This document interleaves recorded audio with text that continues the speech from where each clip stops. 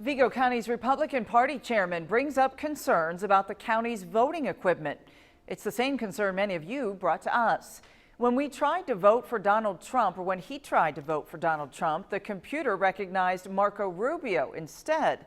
News 10's John Swanner not only heard more on this concern, but he also took those concerns to the county clerk to get his side of the story.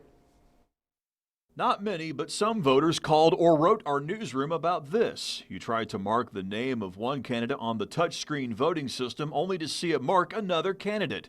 This happened to Republican Party Chairman Randy Gentry, who voted at the VFW. The first time that I pressed Donald Trump, it lit up Marco Rubio.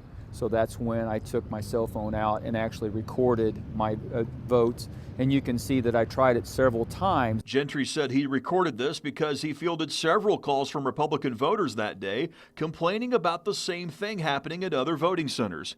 So we took those concerns to Vigo County Clerk Dave Crockett. He demonstrated how Gentry and other voters may have touched the screen to cause this. When he hit, he was hitting this, the top edge of this box, and this line. And so if you take your thumb, and it's his left thumb, now watch what happens.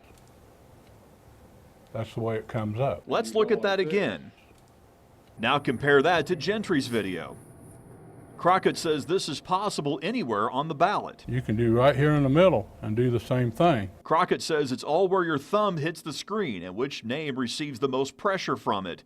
We asked Crockett where voters need to touch on a candidate's name to prevent this from happening again. If you do like you should do and just press in the middle,